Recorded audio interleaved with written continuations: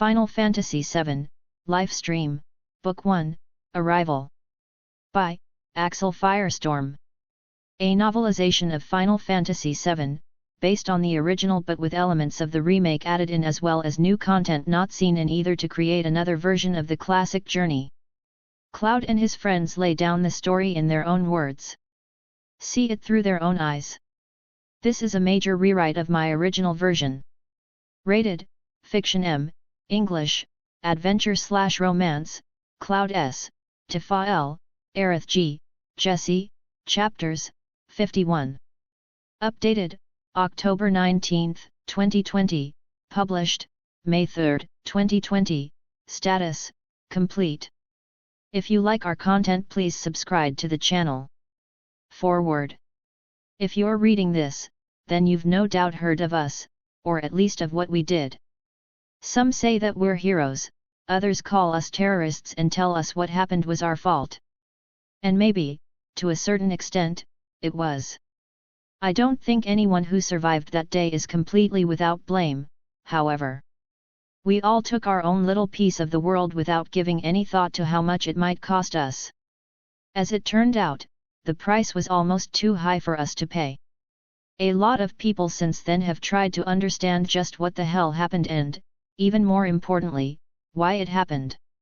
Everyone seems to have a different version of the story, and they usually vary widely from person to person. Some of them tend to be closer to the truth than others, and some, well, to be honest, what I've seen a lot of people say or write about us and our journey is either wrong or flat out lies.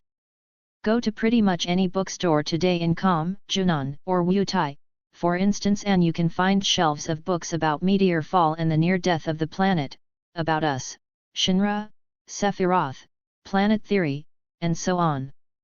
And the thing is, not one of them ever got it quite right. While I'm sure some of those authors meant well, I think most of them were just in it for the cash. And sadly, there's a hell of a lot of money to be made from selling half-truths and exaggerations, and no shortage of people willing to believe every word of it.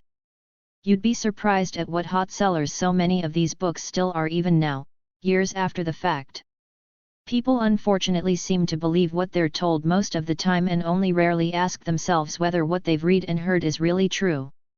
Far too often it's not, or at least not entirely, but most people seem to be so eager to hear only what they want to hear that they don't ever stop to think about things like that.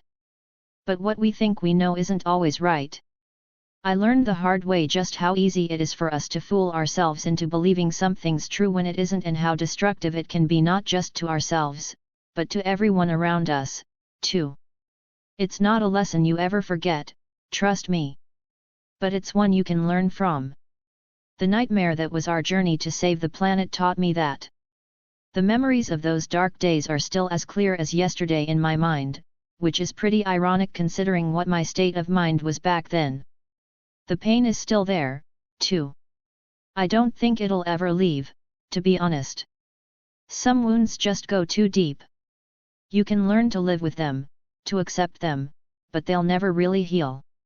When I close my eyes, I can still smell the acrid stench of processed Mako, feel the oppressive heat of Nibelheim burning to the ground, and hear the terrified screams of all the innocent people caught in the crossfire. I can see her eyes in my dreams. But now isn't the time to worry over what I should or shouldn't have done. It doesn't do any good, trust me. You can't change the past, but you can learn from it. That's what all this is about.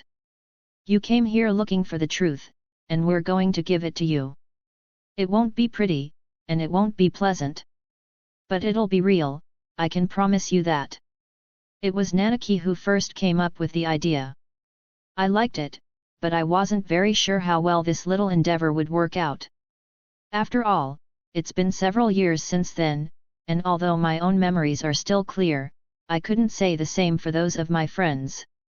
Time has this funny way of eroding those moments in your mind and softening the hard edges as the months and years go by. I suppose it's probably a blessing, but personally, I don't want to forget my pain. I need it. It makes me try harder to avoid repeating the mistakes that caused it in the first place. As it turned out though, my friends all remembered that strange and terrible journey as well and as clearly as I did. Saving the world from the workings of a lunatic isn't really something you'd ever forget, especially if you had gone through all the hell we did. It's not something we really talk about all that much, but it was always with us, day after day. It sticks in the back of your mind, and as much as you try to move on, it's always in there waiting for you. Being a hero isn't fun, and it isn't easy. Pain is part of the game if you want to go that way. Maybe that's what really brought us all together again, the chance to finally get into the open some of the regrets and fears and difficult choices that have kept all of us up late into the early hours of the morning far too many times to count. It took us the better part of a week to tell the whole story as we all sat around the great bonfire known as the Cosmo Candle, but in the end, I think the weight of my conscience eased a little. I'm sure the others felt much the same way. The elders of Cosmo Canyon took our words, wrote them down, and crafted them into a set of thick leather-bound volumes like history books. Come to think of it, that's exactly what they are. Hundreds of years from now, the books of our journey, of our history, will still be here. The elders take exceptionally good care of their records and writings, preserving the knowledge within them for future generations. And Nanaki himself has a pretty long time yet to live, so he'll still be there to watch over everything even after the rest of us, well, most of us, anyway, are long gone. You'll understand what I mean by that later. Each of us also had a digital voice recorder so that as we spoke, what we said could still be heard long after we were gone. Reading the books is one thing, but actually hearing us speak about what happened, listening firsthand to the people that had actually gone through it, might be even better and have even more of an impact on you all. We didn't want there to be any mistake about exactly who it was that had put this all together or about the truth behind it. I should probably warn you that everything here is presented almost exactly the way we said it. We didn't do too much editing because we felt that, more than anything else, it had to be real no matter how rough the edges might be. Some of the things you'll find out about us in here might surprise you. Everyone knows heroes aren't supposed to be human.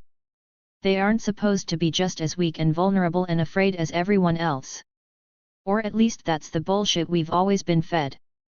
What you have here, what you're reading or listening to, is the truth. Plain and simple.